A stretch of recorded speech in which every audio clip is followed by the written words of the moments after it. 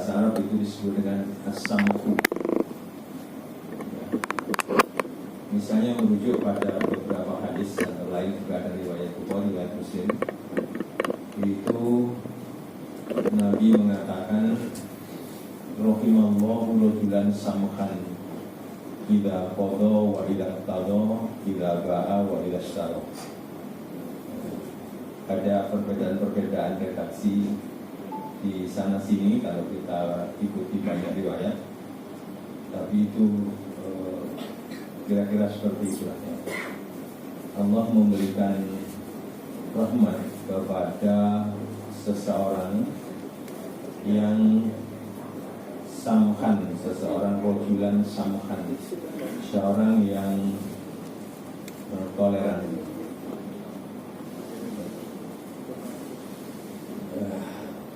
Kalau dia membayar hutang,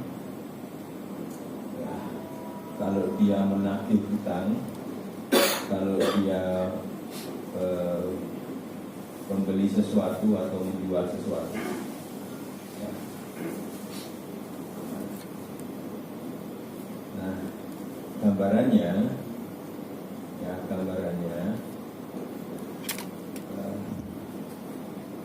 kalau kita memiliki piutang kepada orang lain, artinya orang lain punya hutang pada kita, itu ketika orang itu kelihatan belum bisa bayar, maka dada kita ini jelas, dada kita ini longgar, ya nggak apa-apa, nanti kalau sudah diberi keluasan oleh Allah, ya silakan kemudian dibayar. Ini juga digambarkan di dalam Al-Quran ya, tentang ini, wa in kana zu usratin fa nadhiratun ila maisarah. Kalau orang yang hutang itu punya kesulitan, wa in kana zu usratin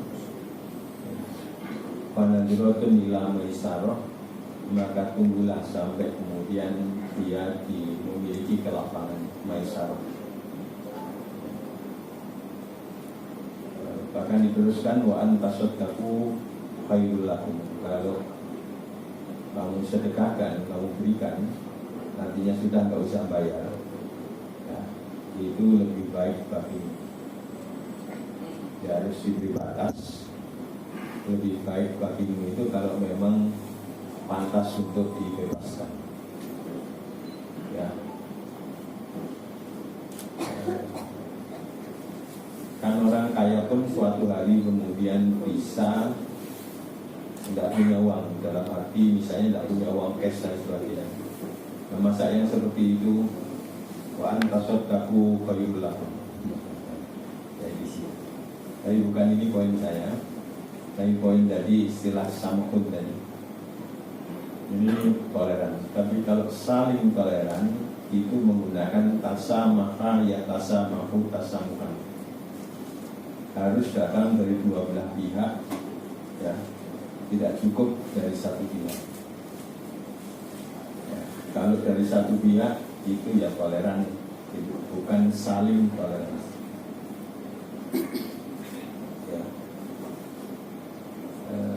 Sedikit kembali ke soal tadi itu, ya. Kalau kita membeli juga begitu, kalau kita menjual juga begitu. Jadi kalau menurut hadis ini sebenarnya tidak ada batasan yang konkret tentang harga, ya. Jadi nggak ada batasan konkret tentang harga seperti di kembangkan dalam ekonomi konvensional. Harga itu akan juga tergantung relasi antara penjual dan pembeli. Ya. Kalau kita membeli sesuatu yang kita rasakan yang jual itu lebih, kita perkirakan di bawah kita dalam konteks kecukupan harga, maka sebaiknya tidak usah ditawar, bahkan dibayar lebih. Cuma juga ada masalah kalau dari tawar. Kalau dari tawar itu yang jadi masalah orang yang menjual. Ketika langsung kita bayar sekian, kalau tahu itu dari saya tawarkan lebih mahal lagi. Jadi kita membuat orang jadi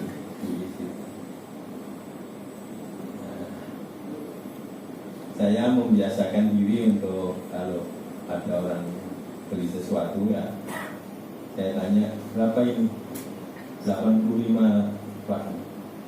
Kok murah sekali, 80 dapat 5. Nah, itu kita sudah masuk ke dalam sudah nyambung gitu ya, sudah nyambung. Jadi yang gitu-gitu itu penting ya, yang gitu-gitu. Nah, setelah kemudian kita bayar uang 100.000, lalu kan dikembalikan 15.000. Nah, kalau kita kok kurang kembaliannya, itu kan 85 Pak. Lah iya, ini uangnya 100.000, kan jadi 85. Ya, paham ya? Ini kalau nggak paham matematikanya perlu dipersoalkan ya. Jadi saya beri 100.000, harganya 85. Punya nggak itu? Kan 85 tadi. Oh iya. Itu baru matematikanya mulai. Dan jadi itu cara kita untuk masuk dalam konteks seperti itu. Nah, ketika kok sibuk ngurus kembaliannya dan sebagainya, wis gak usah kembali. Itu masuk rahimallahu rajulan sampan tadi. Ya. Dan kalau yang seperti itu ya kita janji Allah tadi rahimallahu, ya, Allah memberikan rahmat. Ya. Inilah kemudian ya, intinya adalah dada kita ini jembatan. Nah, kayak di situ.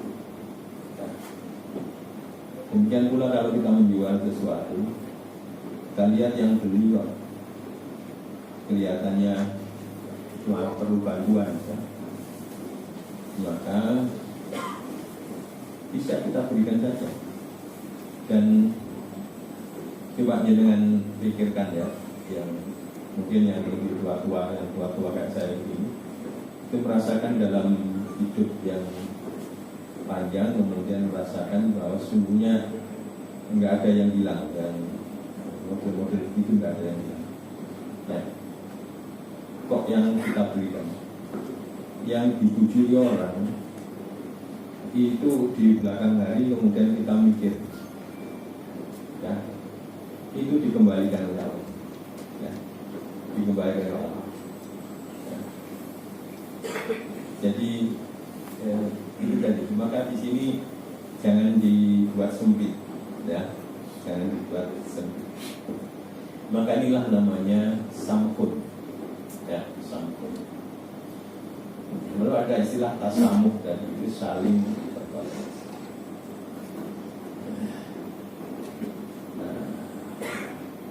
Karena yang diminta itu istilahnya Islam wasatiyah, ya.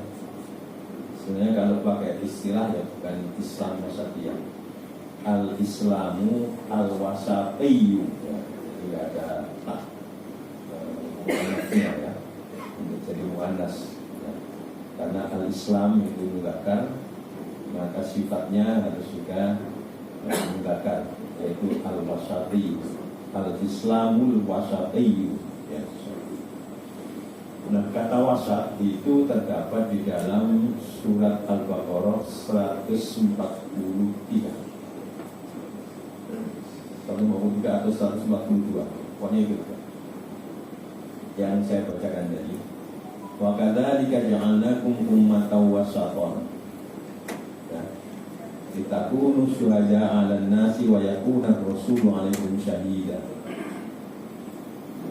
Ungkapan wa kadzalika, ya, itu merujuk kepada penjelasan atau kepada ayat-ayat sebelumnya. Nah, ayat sebelumnya, bahkan nanti juga ayat ini sendiri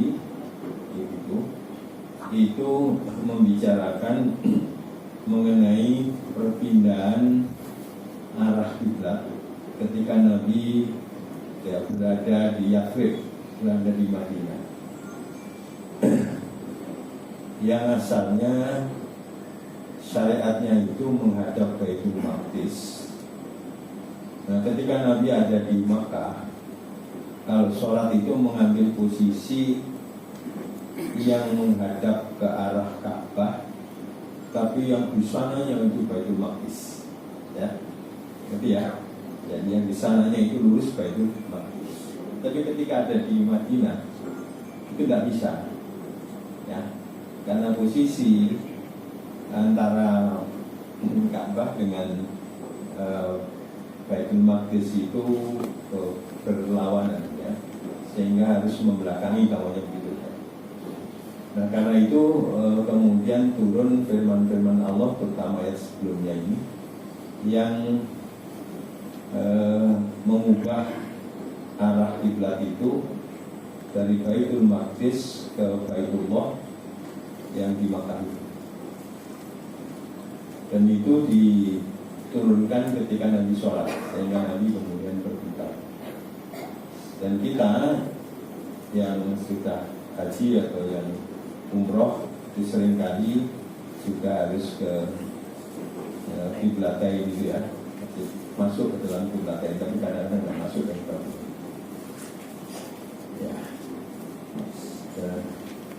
Nah, menghadapi hal ini kemudian orang-orang Yahudi itu mencela, kok tidak istiqomah, kok tidak konsisten, ya. Ini lebih karena dikecewakan ketika menghadap ke Baitul Maqdis itu di Palestina, di Darussalam, di Yerusalem, itu kota yang kemudian juga diagungkan oleh orang-orang Yahudi, ya. Maka dicela yang seperti itu. Nah, dari situlah kemudian firman Allah tadi berbunyi wa kadzalika. Dan demikianlah ja'alnakum ummatan wasatan, kami jadikan kalian itu sebagai umat wasat. Dan saya terangkan, maknanya yang Yahudi tadi, termasuk juga yang Nasrani, itu tidak masuk pada umat wasaton. Karena kalau tidak, tentu nggak ada ungkapan wakadanya. Jadi sebagai ungkapan untuk membedakan antara orang Nasrani dengan orang Islam. Maksud saya dengan orang Islam. Nah, di dalam tafsir At-Tabari itu kata wasat, ya. Kata wasat itu diberikan 3 arti. Ya. Yang pertama adalah wasat dalam arti umat yang terbaik, ya. Khairu ummah atau khiyaru ummah, ya. Umat yang terbaik.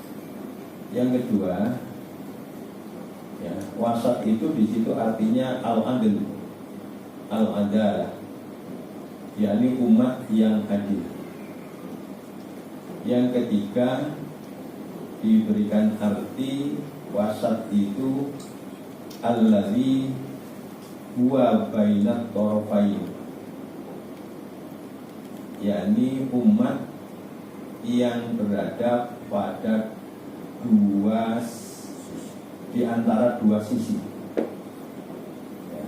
Dalam bahasa kita tidak ekstrim kanan, tidak ekstrim kiri.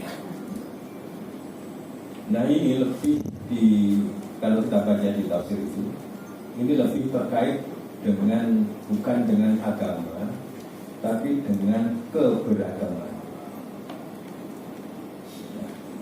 Nah, orang-orang Yahudi itu beda dengan orang-orang Nasrani. Kalau orang-orang Nasrani itu dalam konteks beragama itu menggunakan prinsip al-ghulu,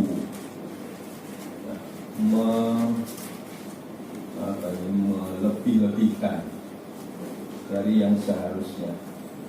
Tapi kalau yang Yahudi itu menggunakan prinsip at-taksir,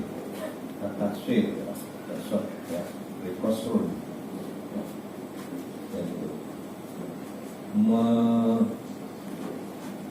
memotong, memendekkan, mengurang-urangi.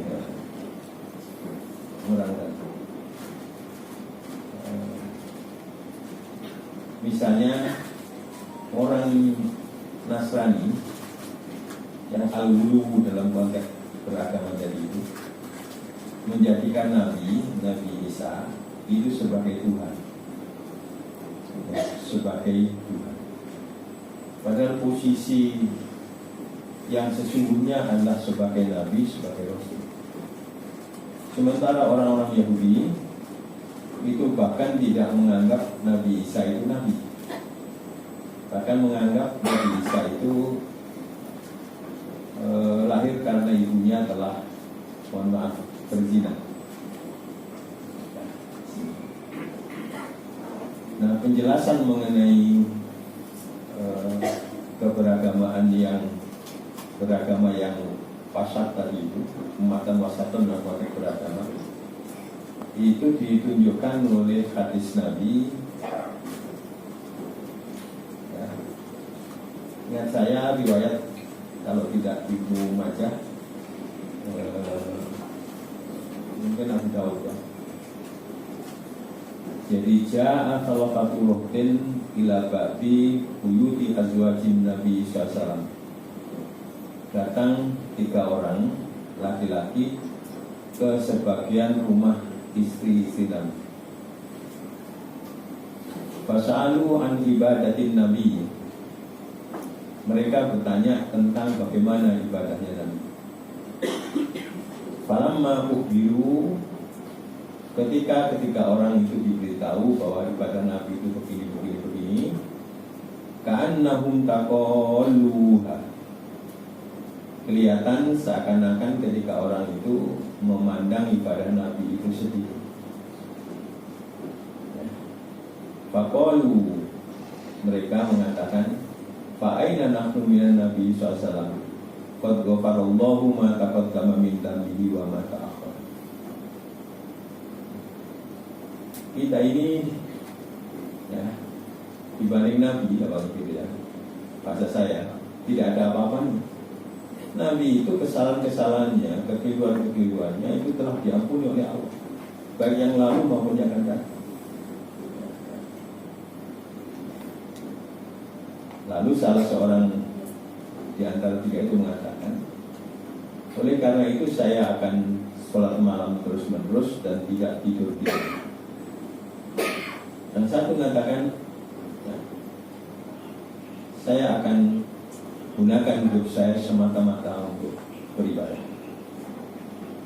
Ya. Saya tidak kawin-kawin. Yang ketiga, yang kedua mengatakan, ya, saya akan puasa dan tidak berbuka. Maksudnya tiap hari puasa, bukan tidak berbuka. Ya. Artinya tiap hari puasa, sering disebut dengan shaum dahr, puasa yang terus-menerus. Yang nomor 3 lalu mengatakan, saya akan gunakan hidup saya untuk ibadah pada Allah semata-mata dan saya tidak akan kawin-kawin. Lakon dilala, mohon maaf ini bahasa Prancis ya. Lakon dilala. Ketika itu Nabi pas ada di dalam, lalu Nabi keluar dengan muka yang merah. Nabi marah. Nabi mengatakan, kultum kala wa kala kala wa kala. Kalian ini ngomong ini, ngomong itu, ngomong ini, ngomong itu. Ya. Ketahuilah bahwa ya, aku ini atqakum billah wa akhsyakum. Aku ini orang yang paling takwa dibanding kalian, dan aku ini orang yang takut kepada Allah dibanding kalian. Jadi aku sholat malam, aku juga tidur, aku puasa, aku juga berbuka, dan aku mengawini wanita wanita. Faman rohiba an sunnati falaysa minni. Dan siapa yang tidak suka pada sunnahku, pada caraku beribadah, ya kamu maka tidak termasuk umat.